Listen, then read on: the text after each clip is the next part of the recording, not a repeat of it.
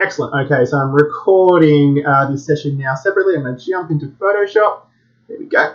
Okay, so like I said, I'm actually running two screens at the moment. So if I'm looking up, it's so I can check the chat and see what's going on and make sure our stream is working and make sure my audio stays connected again as well. I am running off my laptop, so every now and then you might hear it whiz up and the fans take over, but hopefully we'll be okay. Okay, so Photoshop. Now, this session in the tech school was going to run for about an hour and a half, but I guess because this is more one way, I suppose, I thought we'd kind of cap it to about 45 minutes to an hour. We'll see how we go. And it's going to just be an overview of Photoshop. So we're going to run sessions for the next term, really, online. So what we'll do is we'll kind of keep running more advanced sessions as we go. We'll also have, we'll kind of repeat a few sessions and those kind of things as well. So I'm in Photoshop now. I assume you all have, no worries. I assume you all have a copy of Photoshop. I think with the DET schools, it's free with your, you log in and you'll get access to that. I'm not sure how private and Catholic schools are working with Adobe in that case, but I know the DET schools all have access to it, and so do your students. And it's pretty powerful. So really, when it comes down to Photoshop, now I'm using Photoshop 2020 here. I'm not sure what versions you're all using, maybe 2019, possibly even 2018. Visually, there might be some changes, but they do pretty much, as a functional level, all work the same. The new versions just kind of start tacking on a couple of extra, more cloud-based things at the moment. So if my version looks a little bit different, that is why, but I'm going to show you how we set that up. But yeah, so Photoshop, really why you would use Photoshop. Now, there are probably two main packages with a Creative Suite. There's Photoshop and there's also Illustrator. Adobe Illustrator, we're doing some sessions on later next week as well. They are similar in how they work, but they are very different formats. So the easiest way I put it and the way I talk to our students on it is Photoshop is for editing. Okay, so if you already have an image, you've got a photo, you've got something you've created in Illustrator, or even some really old photos. It's completely up to you. But Photoshop is there to edit what you already have. Okay, maybe add some effects, those kind of things. It's really not designed to create stuff. I mean, you definitely can create stuff in Photoshop, but it's definitely there for editing stuff you already have. Whereas Illustrator, that is the program for creating stuff. And I think it's in the name, right? Like Photoshop is for like editing photos and Illustrator is to illustrate, to create. So they're quite different, but they do kind of like complement each other. So Photoshop today, we're going to talk about that. We're going to talk about its interface, how it works and its tools, and also why we use it to edit photos, okay? So as we load up, basically when you start Photoshop, you're greeted to this window. Again, your windows might be slightly different depending on the version, but this is pretty much what we have here, okay? Here are some recent photos I've been working on, and here is just the tips that will come up as you kind of go through. So what we're going to do is I'm going to create a new document. That's where you're going to start. Now, I guess this is the first thing that you want to kind of figure out really quickly. When you get a new document, you have a lot of options into how this document is going to begin, okay? So think of this like this is your template, this is your paper size, I guess, okay? Now, it's showing me recent versions, but if we go up here, what it's doing here is it's breaking down, I guess, the main kind of sizes of paper that you would use, okay? And that is in dimensions, excuse me, and also in DPI, which we'll talk about, or PPI as well. Excuse me, I just realized I didn't have any water, so I'm drinking my son's water. Okay, so up here you have a bunch of options. So you can see we have photo, and I'm just going to view all the presets, and it's showing you all of the standard photo sizes and their resolutions. If we go into print, and I'll do fingerprints again, we have all paper sizes and their resolutions as well. Okay, so A4, where's my A4? A4 is for what you're going to work with a lot, okay, and you can see you've got a resolutions of, I'm leaving on pixels per inch, so you've got 210 by 297 millimeters, so that's your standard A4 size. And then you have pixels per inch. And this is really important, and we'll talk about that in a second. So here are all your preset sizes here. And then obviously as you keep going through, there's more presets. So web is the one I use quite a lot as well. And it has those presets there. And the reason why these are there is it's automatically setting up the size of your document and the resolution to best suit that format. So if we look at print and we look at an A4 page, there's your dimension. So 210 by 297. I'm just thinking if I have an A4 bit of paper in here. All right, I've got my son's Easter Bunny book, right? So what we have here is this is an A4 Okay, I'll move back a bit. This is an A4 page. Okay, so there's your dimension. Now your resolution is the amount of pixels that you have per inch of screen. Okay, so in 1 inch of that bit of paper, there's 300 dots. So that's really high res. So for things like A4, okay, you want a really, really high resolution document because you're going to print these. All right, and when you print them out, the more that you have, the more quality you have per inch, the more quality that printout's going to be. Okay, so that's why something like A4 has 300 ppi because you're going to print it out. But if we jump into web and we look at, say, an average web screen, so I'm going to go onto here and I'll look at, say, most common. So now we have dimensions. So the dimensions here are a lot less. Okay, so that is probably about the width of an A4 page. But the big difference here is you'll see we have 72 ppi. So that means the resolution of that image is a lot smaller. There's a lot less dots per inch. Now that's because we're viewing it on a screen. We're viewing it on like a laptop screen or a computer screen or even a big, a big massive computer screen. You don't need super high resolution images. They still look really great because we're not printing them. Now the reason why you're having 72 ppi means those images will load a lot faster. So I can have a web image which is 300 ppi, but it means that image is going to be 4 or 5 times larger in size, and I visually won't see much of a difference on my screen. So you don't want that, right? You don't want these massive images on a web page or an email or something like that because it's going to take longer for the person to download it and to watch it. So that's why Photoshop gives you these presets to begin with. It's like, where are you working? Are you working on a photo or are you working on the web? If you are, we'll set those presets up for you. You can, of course, change all of these after the fact as well. Okay, that's why they're there. When we open an image, so if I was opening a photo up, it would default to whatever that photo is as well. Okay, so what I'm going to do for today is I'm going to go into print and I'm going to go into A4. Personally, if it's me, I like working in a much higher resolution. Okay, so I like working, even if I'm not doing print, if I'm working for web and I'm going to make an icon or I'm going to make something for our website, I will still work in a super high resolution. Okay, because that means I've got a much higher asset that down the track, if I did want to print it, I do. Like I don't have a lower quality version I can print. I've got a really nice quality version. Whereas if you started off at a low res, it's harder to go back up again. But if I was saving this file for the web, you can actually choose to down res it or down sample it for the web as well. So my advice personally would be always work at a larger kind of resolution and a larger format than you need, because you're better off having that to begin with. So for today's lesson, I'm going to use an A4 page, probably even use an A3 sometimes, but I'm going to use A4 for today, and I will leave it. I'll just do a portrait here. So down here, you can see your preset details, so you can change these, okay, pixels per inch. You've got your color, RGB and probably CMYK are the main two that we use. I'm going to leave it on RGB for now. That probably won't matter much. And a lot of this kind of stuff here, I wouldn't be stressing about at all, okay? This is kind of more when you get into print that you want to use this kind of stuff down here. So anyway, I'm just going to do A4 and I'm going to hit create.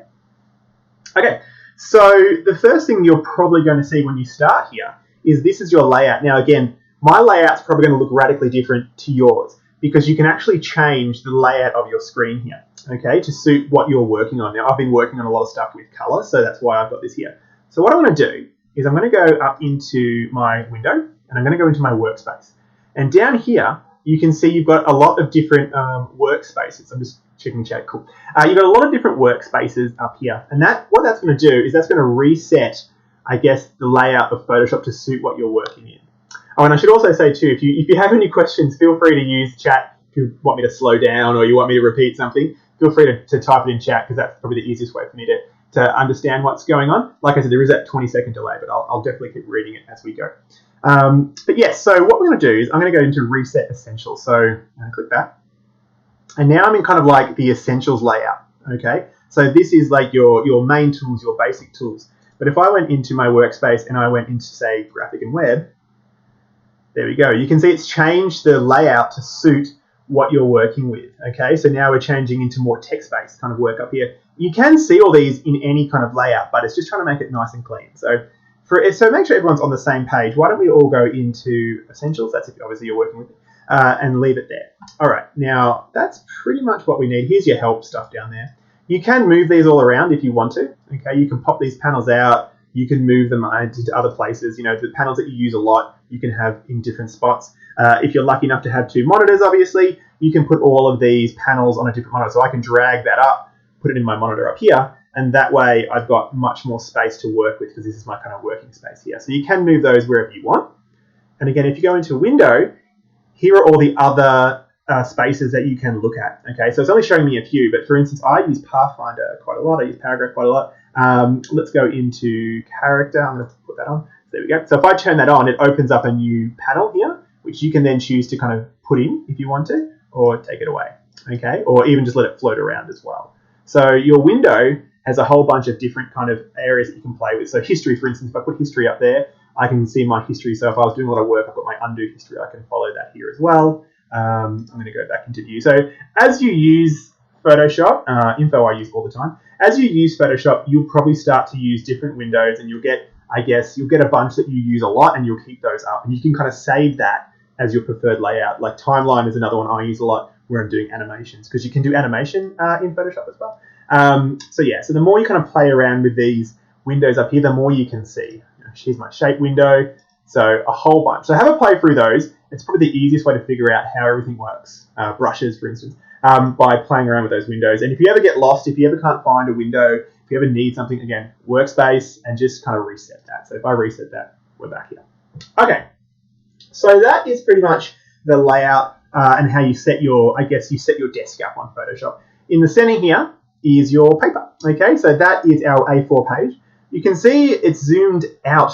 So this is at 33% because we're using an A4 piece of paper and the resolution is quite high. So if I wanted to actually zoom this up to the full size, that's the full size of the screen. So that's what the paper will actually look like. So you can see if I scroll it down, right? So it's pretty big. It's like twice the size of my laptop screen. Because we're working in print, the resolution is so high that it's higher than my screen. That's why we've kind of zoomed out here to see it all in. Now, what I did there was just Control plus and Control minus. Okay, if we're on a Mac, it's just the Mac key, plus and minus. I think it's Command key, plus and minus. Okay, to kind of zoom in and out. And the other thing you're going to do a lot of is you are probably going to start to pick up shortcut keys. Now, I won't go through all of them now. There's a whole bunch of them that you Control C and Control V. And so what you'll do once you start to use Photoshop a lot is you won't do what I'm doing now, right? Where I hunt and peck and I look for the select tool and I look for the paint tool and then I look for this and click on it. You'll just use the keyboards, right? So if I hit A, I go straight into my direct selection tool, or V goes into my move tool. So you'll start to learn what these shortcut keys are, so you never actually have to stop and move. You'll use your mouse in one hand and your keyboard is like tapping away, getting all the shortcuts ready. So that is our layout, okay? Then we've got our windows through here, which we'll talk about in a second.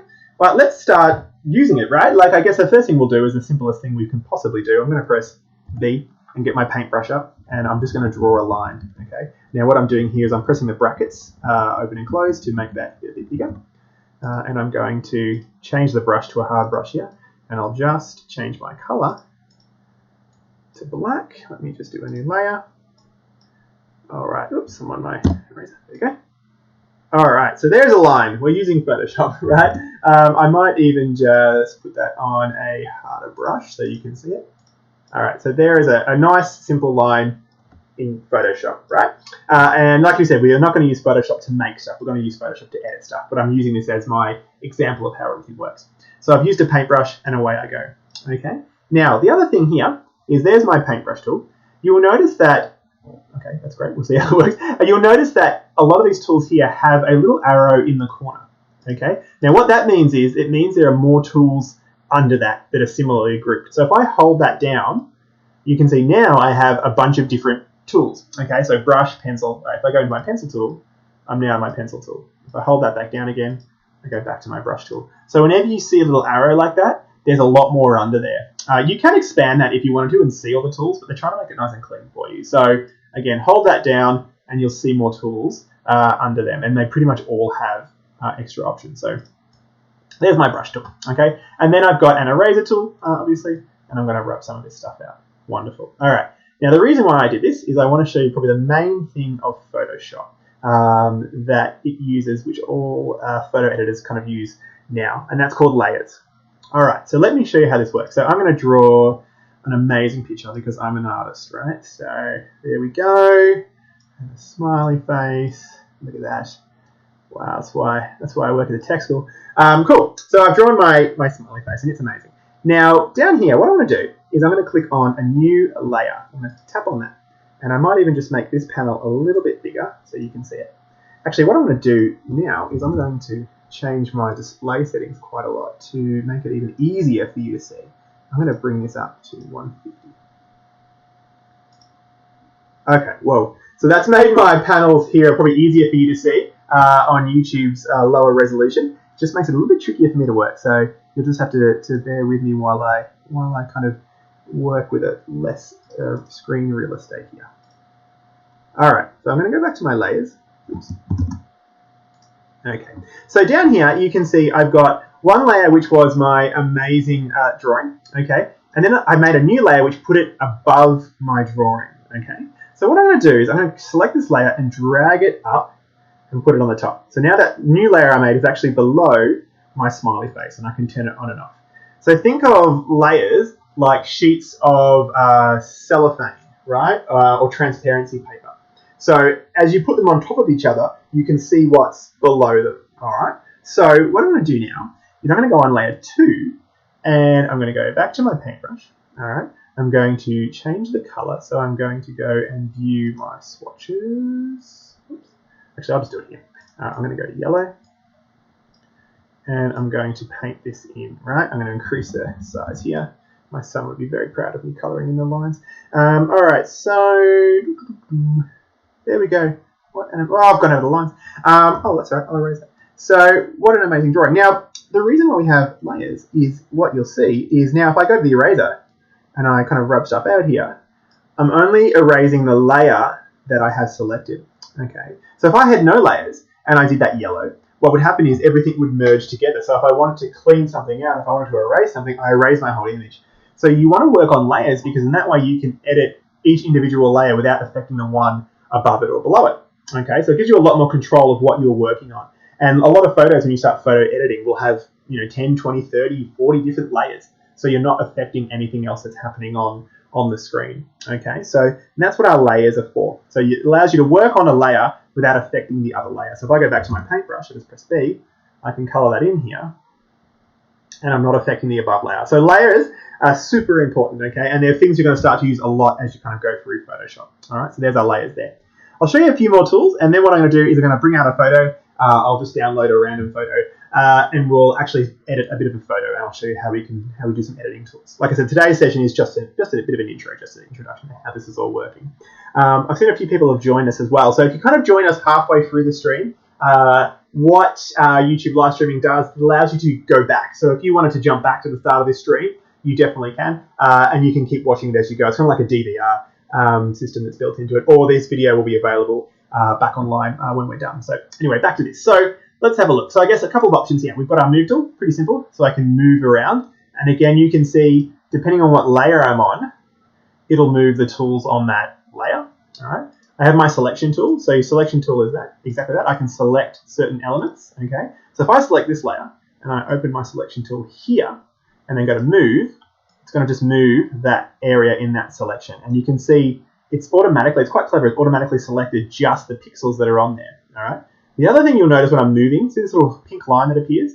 What that is doing is it's trying to align for you. Now, it's trying to be clever, so it'll try and say, well, this is the center, or this is aligned to this object. It's automatically trying to align for you. So that's kind of a bit of a snap tool, so that's there as well. Now, I'll just get out of my selection. Again, like I said, if we hold that down, you'll see you have other options down here.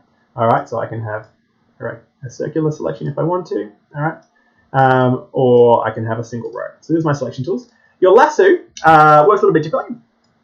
With your lasso, what we do here is it allows me to draw a selection, and then it automatically will select it for us. Okay. There's another thing that it can do really well. If we hold that down, it's called magnetic lasso. So this is really handy if you're trying to select. Well, let's just say we have lots of stuff here. You're trying to select just the one thing. It will kind of do that for you. Let me explain. So let me zoom in a little bit. Now, what I'm going to do here is I'm going to select, and notice how this is kind of trying to snap automatically to that color. So that allows you, and we'll do this when we do photo editing, this allows you to be very precise in what you're selecting because it's trying to automatically snap to the right color or the right object that you're using. It does it automatically for you, so it's pretty clever. So that's your magnetic lasso tool. As we go to the next one, we have a magic wand, and that will do kind of what we were trying to do before, but it's going to automatically do it for us, right? So you can see as I select here, I'll zoom back out again. As I select here, it's trying to automatically select what it thinks is the right thing. So if I do that there, it's going, well, you obviously want the whole smile. Or if I select the eye, it's like, yep, you want that eye. Or if I select this, it's just selecting that for you. So it's very clever in what it selects. Okay, that's your magnetic select tool. This is our cropping tool. So this can crop the canvas. All right. So if I want to make it a bit smaller, I'm working on an A4 page. I can kind of crop that down and hit enter, and it's cropped. Okay. But what you'll find if I kind of crop back, the second you do that crop, you've lost that image. So cropping is probably not recommended unless you really, really need to. You can revert, obviously. So I guess while we're here, let's do the next big thing in Photoshop, which is your undo. So you can go edit and undo. All right, we can go back. I'm just going to press Control Z, right? And Control Z goes back and forth just once. If you want to keep going back, okay, you actually have a way to kind of continue to go back all the way. So I'm going to get in my crop, and I'm just going to Control Z it all the way back, right? So it has a bit of a history. So Photoshop will save that history, and it's pretty... can I slow down? Sure. So I generally talk super fast, and that's just what I do, so I'm sorry about that. But I will try and slow down. I guess the benefit of watching the playback video when you watch it a little bit later, YouTube will allow you to do the playback at like half speed. So that might be normal speed for everybody else. But I'll try and slow down, so I'm actually a little bit excited. But yes, so you have a whole bunch of undo options. Depending on your computer, all right, will be basically the limit of how many things you can undo. So if you have a fairly recent computer that has a fair bit of, I guess, memory and hard drive space, you can actually undo a lot more, all right, because it saves every single state of your photo. So again, the more memory you have in a computer, the more hard drive space you have, the more you can actually undo. So just bear that in mind. You'll hit a limit where you can't undo anymore. So you also want to be kind of saving as you go as well. So I'm just going to press Control Z. So Control Z is your undo button, and you'll use that a fair bit. This is your eyedropper. This automatically detects the color that's on the screen. Now, again, I don't have a photo up yet, so it's kind of pretty basic, but it allows you to pick the exact color that's on the screen. So we'll look at that in a second. Your healing brush is there to fix blemishes and to fix skin and those kind of things, and it does it automatically as well. It's another AR tool. So I'll show you that in a second when we get into photos. The brush is pretty simple. It allows you to paint. You have a bunch of options in your paint brushes down here. You have a whole bunch of brushes, so we can kind of scroll through and see all the brushes that we have by default. All right, we've got media brushes. All right, we've got wet mini brushes. So depending on what kind of effect you want, there's a brush there for it as you kind of go through. If you're using a mouse to paint in Photoshop, then you're kind of limited because there's no pressure sensitivity with a mouse, so it's either on or off. If you're using Photoshop and you happen to have like a Wacom tablet or you've connected up to an iPad or something like that, that allows you to have pressure sensitivity. So if you're using like a stylus with Photoshop on a screen, you can do more things. You can have tilt, you can have pressure, you can do all of that. So Photoshop has all those tools, but you kind of need to have the hardware for that as well. So we'll get out of our photos there. Then we've got the clone brush here, which I'll explain a little bit later. Okay, this is for allowing you to select certain elements in an image and then kind of make copies of that as you go. So again, most of this is all photo based, so you're not going to see much of it until I open the photo. Paint bucket, it's pretty simple. It just fills the screen with paint. Blur, I'll talk about that when we work on a photo. But you'll notice, if you see it on my screen, you'll see it on yours too. If you just hover over any of these tools, it does give you a handy little, I guess, video of what it actually does as well. So I should probably just stop talking and let you hover, right? So you can see it there. All right, so there are tools, and that's kind of the layout. So what we'll do for the last half an hour is we'll edit a photo. So I'm going to open up a photo. And feel free to do the same if you're working with me on your own machines. So let me just find a basic photo. I'll find something I've got. All right, I'm just going to right click this, open with Photoshop. All right, so here is a pretty bad photo, right? Here's a photo that I took earlier. This is just my son in the Lego room. He has a Lego room. So Graham would be proud. So what we've got here is a pretty basic photo, but now we can start to use some of the tools in Photoshop that we kind of glossed over before. You'll also notice when I opened up that image or that photo, my original is still there. So we have some tabs for your images. So you can open up a bunch of images and be working from each of those. You can copy and paste and those kind of things as well. So bear that in mind that you do have tabs as you're working. Again, the more power you have in your computer, the more tabs you can have open, the more memory you have. Photoshop is quite memory intensive, so it does use a thing called a scratch disk, and a scratch disk is a hard drive in your computer that it uses for temporary storage. So again, you want to kind of keep, if you're doing a lot of Photoshop work, you want to try and have a fair bit of memory and also hard drive space on your computer, because Photoshop will use that as it works to back stuff up, to have copies of it, and then once you're done, it kind of clears that away. So my computer's actually getting a bit clogged, but we'll see how we go. All right, so here's my photo. Now I'm going to zoom in because I can. You can see I can zoom in. There's 100%. So that is 100% of what the photo looks like. So if I print this photo out, the resolution on this is probably 300 dpi. I can see it there. And if I zoom in even more, which I can, there we go, you get right into the pixel level. Okay, so we'll do a little bit of technical talk now. So every photo that you take, like we said before, you have that PPI or DPI, so pixels per inch, and you can see how many pixels are here. So every pixel is just a square, okay, a square, and in that square is the color. So every photo is made up of a whole bunch of these squares, and a whole bunch of those squares are different colors. So as you zoom in, you're actually going to get to that point where you see the squares or you see the pixels. So if you enlarge a photo that you've already taken, you only have so much information to work with. You can't make the photo larger, right, without losing quality, okay? So again, that's really important depending on what you're doing with this object. So if I was going to make this a giant billboard, right, I would probably want to have a higher resolution image, so when I print it out, those squares aren't massive. And also if I start to enlarge this image, I'll start to see those squares as well. So that's what pixels are, and that's where Photoshop is made up of pixels, or images are made up of pixels. Whereas when we start using Illustrator is using vectors, but we'll talk about that later. But anyway, here's my photo, and here it is zoomed out a little bit. So let's start to have a bit of a play with this. The first thing you'll see is in my layer, I have a background layer. So that is the photo, and by default it's locked, which means I can't accidentally destroy it, right? Because it's kind of locked in there. So that photo is still there, and I can fix it up. So I'm just going to undo those there. All right. So what we'll do is we'll kind of get rid of that lock. So now I can edit it, and I'm going to put a new layer on here. So the very first thing you want to do if you're working with a photo is you want to do a new layer. Okay. You don't really want to start editing that original photo that's there, because you'll start to lose that information. So what you want to do is have a new layer to start working off if you're going to make any changes. And that way you can always go back to the original photo. Okay, you've always got that photo there as a backup. What I actually like to do as well is I actually like to right click this, and I like to duplicate it, and I'm just going to call it copy. So now I actually have two copies of that photo, okay, both sitting there, just in case, right? Like just in case I've made a massive change and I've edited something, but I really want to go back and have a look at what the original was, or I want to take an element from the original photo. I've got a couple of copies, and I can do that. All right. So let's have a look at some of these tools we were playing with before. So I'm going to do a real simple one. I'm going to zoom into my buddy here, Winston, right? And Winston has a bit of a cut on his nose. It's a shame because he's such a nice looking dog. So let's show you some of the main tools that we have here as well. I'm going to use this thing called a spot healing brush. So what I'm going to do is I'm going to zoom in a little bit. So again, I'm using my brackets to make those pixels, that size a little bit larger there. I'm going to hit that.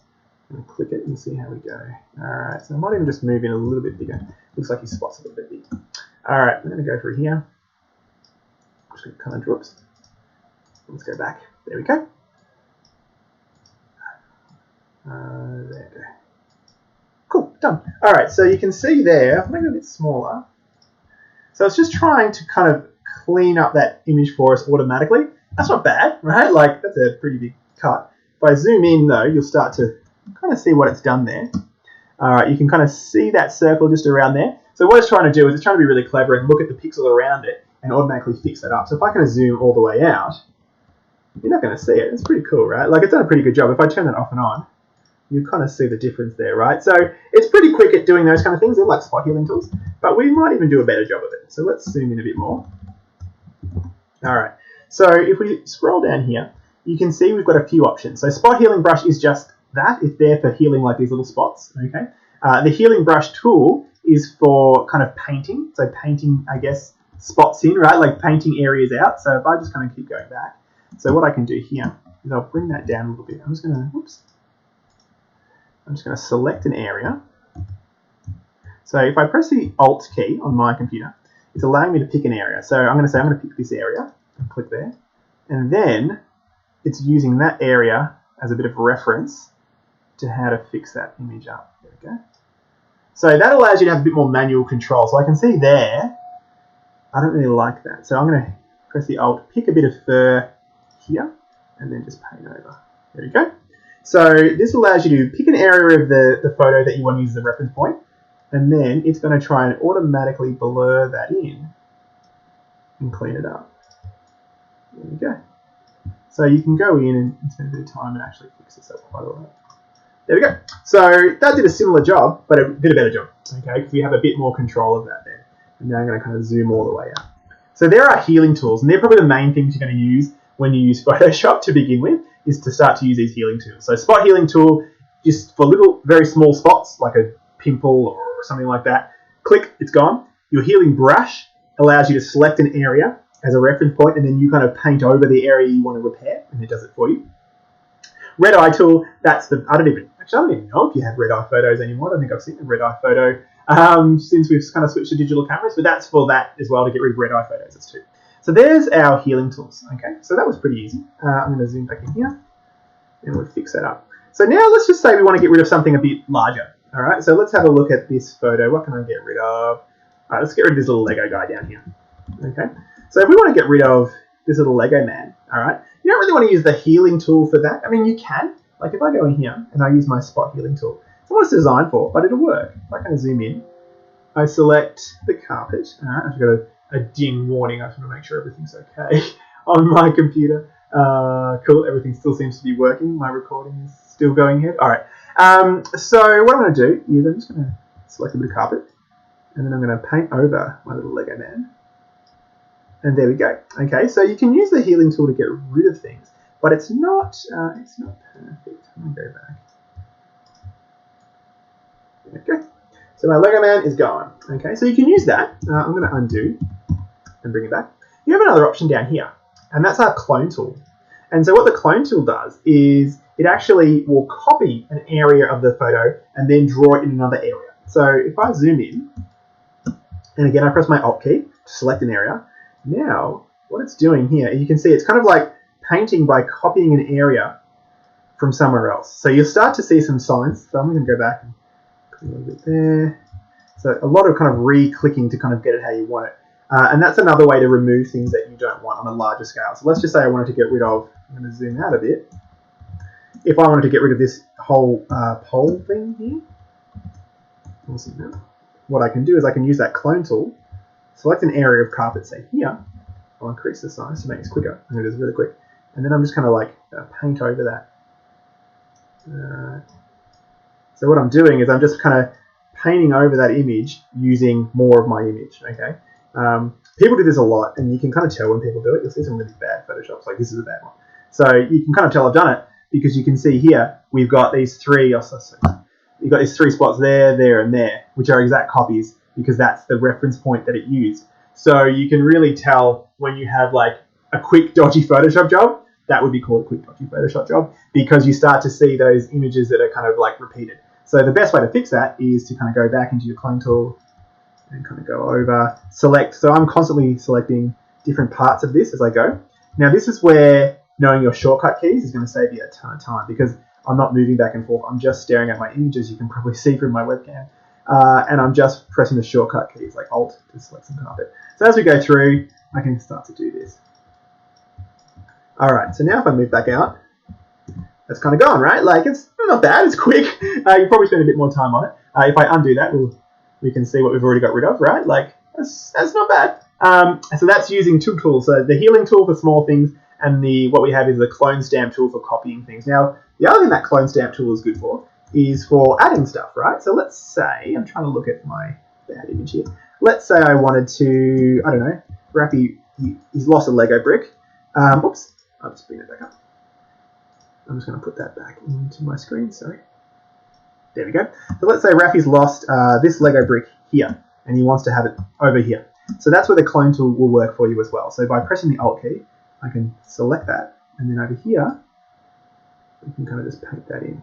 There we go. So now that Lego piece has appeared over there.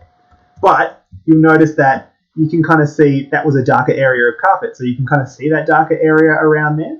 Okay, so that's kind of like a dead giveaway. We've done that. So if we wanted to, we can then go in here and we can select the clone tool, and I can bring that down a little bit, and I can start to kind of clean that up. All right. So what I'm trying to do is get rid of that dark carpet area. I'm kind of cheating a little bit, right? There we go. So again, you can see where Photoshop is powerful by using bits of the image that are already there. All right, I'll zoom back up. So now we have a little Lego piece there. So wonderful. Now he's gained a Lego piece. He's going to be happy by that. So let's keep going. Let's keep going through here. So some other things that we can do in terms of obviously editing a photo is if we wanted to say to paint or to draw. If I go into the eyedropper tool here. So before I told you how this kind of picks your color. So you can see we've got a whole bunch of colors here. By clicking on that eyedropper tool, it's getting me that exact color. So if you needed an exact color from an image, that's what that eyedropper tool is for. We're kind of going through and selecting that exact color, and it will give it to you. If I double click here, it'll give you the RGB and the CMYK values as well. So it gives you that exact color. So if you needed to get a color out of a photo, maybe you wanted to use it to create a title or something like that. No worries, Carolyn. You can do that by selecting different parts of this image here. So that's what your eyedropper tool is for. All right, so I think my son's just come home, so he's kind of barking. All right, so let's keep going through here as well. All right, I'll show you my magic wand tool. So this is what we used before, but I'll show you how it works on a photo. I'm going to try and select, let's see how it works. Like I said, it's not a great photo, but I'll select that yellow block. Actually, I'll set this red block. There we go. I'm going to zoom in. So what this is going to try and do is select everything of that same kind of color. You can see how it's kind of doing it there. Okay. Now, if I change my tolerance here, I might bring it up to 60. You can see, oops, maybe even make it higher.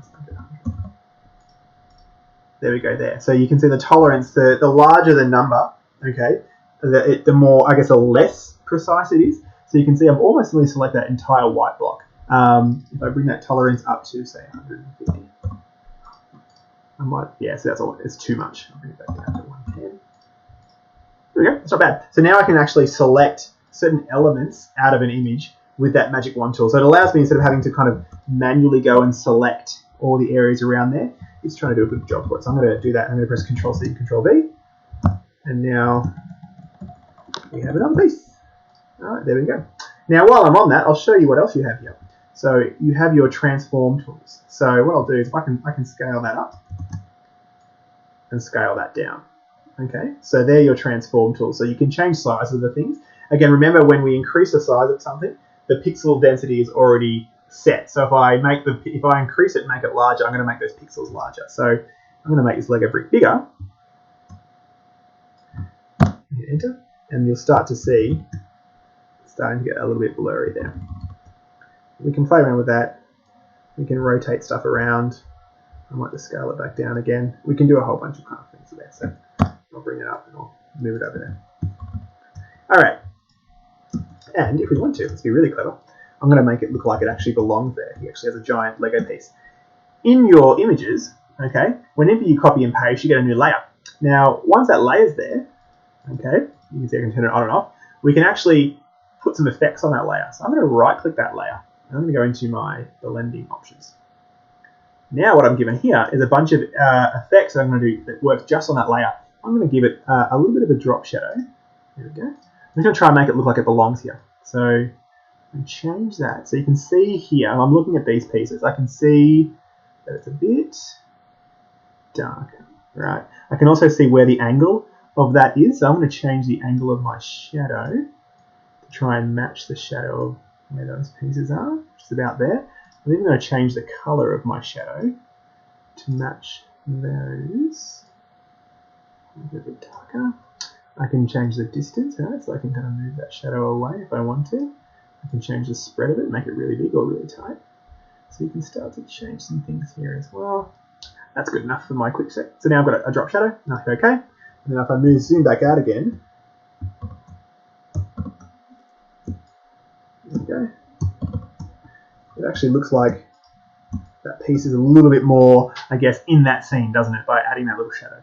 So that is right-clicking, blending options, and going through these options here as well. There's a whole bunch of other ones. You can put a stroke, so you can surround it. You've got inner shadows, glows, those kind of things as well. So they're your styles, and that affects everything that's in that layer there. All right, we'll show a couple more things. We've only got about 15 minutes left, so I just want to show you a few more editing effects in Photoshop. Again, this is just an intro, and then I want to show you how to save, and then also want to show you how to kind of export your image to use it for something else. So we'll do a couple more things as we go. All right, so as we kind of go through here, let's show, I guess, these burn and dodge tools. I might even show your blur tools as well. So your blur and your smudge tool, they're really there for, well, exactly that. You can kind of like change the focus of an image by blurring it, I suppose. So I'm going to blur my buddy Winston here. I'm going to blur his face a bit. So if I select that, it's just like a brush. If I start painting with it, you know, you're going to start to see that kind of that blur coming through now. It might even be hard. Oh, no, you're starting to see now. So I'm starting to kind of blur him out of focus, okay? If I change the strength of that to, let's say, 100%, and I do it, you're going to see it a lot more and it happens a lot faster as well. So you can slowly kind of blur things out of the background, and you're doing that by painting. So I'm just kind of like painting the blur on the poor guy. All right, and I'm also going to keep it there. Cool. I'll just all lay it. All right. So as I kind of blur him in, you're going to hear my laptop fan spinning up now. So blurring is exactly that. It's just kind of like blurring the background out. You know, if you want to focus on something else, if you want to have, so now you can see Winston's kind of getting out of focus there, and maybe this is my focal point here. So you can kind of do that, and you can blur a whole area. You also have smudge. Not that you probably want to use it, but if I want to smudge, whoa, I can freak him out, right? So you can see my computer now is going to go into a bit of a crawl because that's taking a while to smudge.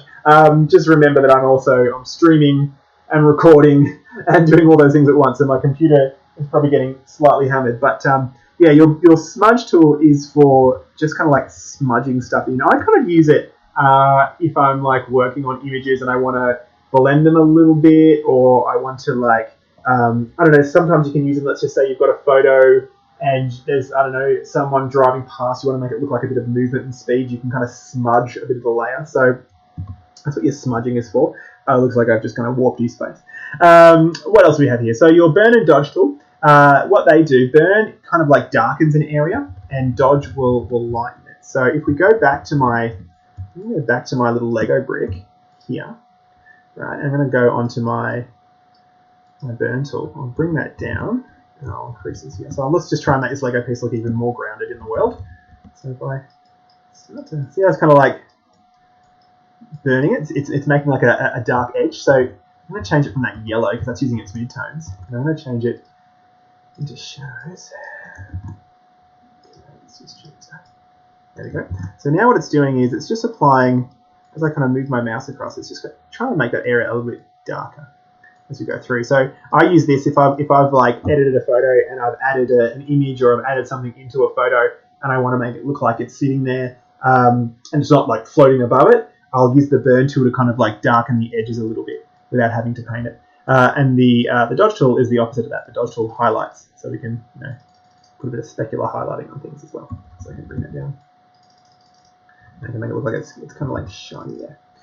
So your burn and dodge tools, I've just destroyed that probably, it looks really bad now. All right, your pen tool, this is probably into a more advanced part of Photoshop. This is combining elements of Illustrator into Photoshop. So your pen tool allows you to draw vector formats in your image. So the reason you might want to do that is you might want to draw a logo or those kind of things as well. So I won't talk about those here because we're going to use that in a more advanced session of this. Your type tool is adding text to your photo or image. So if I just hit that there, I can say, there we go. And I can scale that up, scale it down. So you can start to add text. When you add text, poor dog. When you add text in, you'll have a new layer. So you can see I've got a text layer down here as well. So if I plonk that there, and this is where that eyedropper tool comes in handy. So let me show you. So I'm going to select that there. Let's just say I wanted to get a color out of this image. For that, I'm going to hit that color. I'm going to use the eyedropper tool, select that red. There we go. So now I have the exact red that is, I've been talking about that exact red which is around there. So now I've got some text on my photo. I can zoom out. I'll make it a bit bigger. Let's put it there. I might show you a couple of effects before we go. All right, I've got my photo. I'm going to right click on my text, go to those blending options like we had before, And they'll work on text as well. So I can add a stroke if I wanted to. So if I go into stroke here, I'll change the size of that. So I can add a little bit more into that. I can do, if I do a drop shadow on this, it'll kind of look a bit cool. So here's my drop shadow. I'm not going to see much here. What I'm going to do is I'm going to move it away. I'm going to move it all the way down here. I'm going to make it a bit more blurred. Change the spread of it. Alright, so what I'm doing, I'll stop it there. That was probably too far. So yeah, I'm going to just change that. I might make it 500 pixels away. Actually, let's make it 1200. There we go. I'm trying to make it look like it's almost floating above the sky there. So there we go. I've got a bit of a shadow happening there. I might bring the opacity of that down just a touch. There we go. And then I'm going to put a bevel and emboss. This kind of embosses that text there. I've added a bit of depth to it. I can increase that depth as well. There we go. Okay, so now I have my amazing Arapity. There's my font there as well. So you can kind of edit your photos. I might just move that a little bit. So you can see as I move that, there's the shadow that it's casting there, which is kind of cool. We'll move that down there. All right, so there is my amazing image. So that's kind of a bit of a quick run through of some basic photo editing techniques and text. Now I'm going to show you one last thing before we go in terms of saving this. Now, when you save an image, okay, you have a few options. So if I go File, Save, all right, the easiest one. By default, you can get a Photoshop file. So what that is going to save is it's not just going to save your photo, okay, which we still, if we go all the way back down here, I still have it under there before I destroyed everything, right? I'll turn that off. So there's my original photo. And there's Word. If I save this as a Photoshop file, it's going to save every single one of these layers. So it's going to save the original photo. It's going to save any other copies I made of the photo. It's going to save any other elements I dropped in here, which we still haven't talked about. I'll show you that on another lesson where we can actually, add elements from other photos in. It'll save all of that as in one file. And so that file will be quite large because if you've got, say, 10 layers with 10 different photos in there, it's taking all that information in. But the handy thing about that is that you don't need to have those original files floating around anymore. So it kind of compacts everything together in one file called a Photoshop file, and everything is still accessible. You can go through and change every layer. So I would always save a Photoshop file as your working file. But if you wanted to print this, you wanted to email it, you wanted to give it to somebody else, and they don't have Photoshop, and there's a good chance that they probably don't, then you don't want to give them the Photoshop file because they won't be able to do anything with it. All right, so that's where you have a couple of options. So I'm going to go File, Save. I'm going to keep my Photoshop file. I'll just save it on the desktop. Okay, and okay. So now if I close that down and I go File, Open, and I go to Desktop, and there it is there.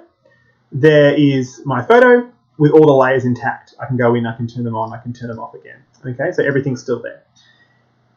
If I wanted to save this as an image that someone else can use, that's when you need to do your File, Save As, or File, Export. So if I do File, Save As, I can just go down here and I can choose a JPEG, which is probably the most used. A JPEG is still a pretty good format. And if I go Save, right, it already exists here. There we go. What this is going to do is give you a couple of options on the quality of the image. So if I go to maximum here, it's going to say it's 2.6 meg. You probably won't notice a difference. And if I go to medium, it's half that size. And I doubt you saw a difference there. So that's telling you how you're going to save it. And I'm going to save that. You can see my Photoshop file is still there because I've saved as a JPEG. And what that's done is that's made think of it like it's flattened all those layers out and it's made one JPEG file. So you can't go back in and edit it. You can't change any of these layers. They've all been mushed together basically as one layer. But that JPEG is what you will use to print or to email. All right, so they're your two saving options. Save as a PSD to save the Photoshop file and all your workings and all your layers. So always do that. But if you want to share the image, save it as something else or a JPEG. The other option you can do is if we go into File, Export, there's Save for Web. And this is pretty cool actually. So what this does is this is showing me the image at 100% scale. All right, so I might even just zoom that out a bit. And then down here, it gives you a bunch of control on how you want this image to be saved, what kind of quality. Now, the reason you'd use this is if you were doing it for, say, the web. So let's say you're saving something for your school webpage and you're working to certain resolutions, which your web developer will give you. He'll say, I want an image of this many pixels, okay? you can change it here. So I can say I want this to be, I don't know, 1920 by 1440, right? So that's kind of like a standard, I guess, high definition resolution. So you can see it's half the size. So it's scaled it down by 50%. All right. It also told me that this file size is now 272 kilobytes, right, as opposed to it being double that. So you can start to change your image size and also your quality. So if I go down here, as I scroll up, I'll go all the way down to kind of a low quality. You can see it's only going to be 115 kilobytes. What this is down here, this is telling you how long it will take to download on a 56K modem, which I haven't seen anymore. So that's just saying that, like, let's just say a normal internet speed. I don't know what a normal internet speed is. Let's say 1 meg. Let's just say that. Right, so it's going to say at that speed it's going to take 2 seconds to download that image, right? If we bring the quality up to 100%, there we go. It's going to take 20 seconds to download that image, right? So again, that's also a very slow sign. These are really slow internet speeds, actually. It's a lot faster than this now. But anyway, so this allows you to adjust the quality of your photo and actually see that change happen in real time. Like, again, I can't see the difference there, but the file size is definitely changing, right? So File Safer Web allows you to adjust your resolution, your output, and see how big that file is going to be. Okay, so that is your saving. Now, if I hit save, and then we'll kind of go through here, and then we'll save this. Done. I'll save it to the desktop. Yep, I'll just replace it. Cool. So now I've saved a JPEG version of that again, but I had a lot more control over it. So that is it, really. So we might wrap it up there. Hopefully that was helpful as a bit of a crash course into Photoshop. Again, it's a lot easier to use Photoshop than I guess it is to hear someone yapping on about it. So jump into Photoshop and have a play and see how you go. I'm sure you're all very busy right now, but have a play and see how those tools work. Once this stream finishes in a minute or two, this video will be automatically uploaded to YouTube, so you can go back and watch the live stream. That resolution will be quite low because it will be at the resolution it's streamed at, but I will also be uploading the high resolution version, which I'm recording as well, so you can go back and watch that a little bit later. Slow down the talking speed by all means, but give me a little bit of time to upload that because I am on Macedon internet, which is it's not the fastest, but still pretty good. So there you go. So thank you very much for having a look at that. Now, what do we have coming up? Let's have a look. What I might do is I might just go back here just to, I guess, plug what else we're doing. So that is our masterclass for Photoshop for today. I believe our full schedule. Let me just jump in here. I should know what it is because I put it up. Let's see what we've got for the rest of the week. So next week we're doing a few other things. So next week we're looking at augmented reality. So that will be using AR to create, if you've used AR before, to create augmented creation. So let me give you an example really quickly. You could make, students could make a poster. I don't know, they're doing a poster on the First Fleet. I'm just thinking back to my teaching days. And what they might do is they might draw a picture of one of the boats, and then they could make that an augmented experience. So if you put your phone over that boat, they actually see a 3D model coming to life and spinning around and all those kind of fun things. So that's augmented reality. We're doing that on the 20th. Then we have design thinking, which I'm guessing some of you may have done before. So design thinking is how we work at the tech school. 3D printing coming up after that. And how to create 3D objects using Tinkercad. All the software that we have here you'll be able to access. We're doing laser cutting and how to use laser cutting software and equipment. More design thinking. Lightburn, which is a laser cutting software which you use in most schools. Illustrator and InDesign. So that's kind of our week there. But anyway, I'll stop plugging that. Thank you for watching, and I will catch you maybe in the next stream. So I'll see you later.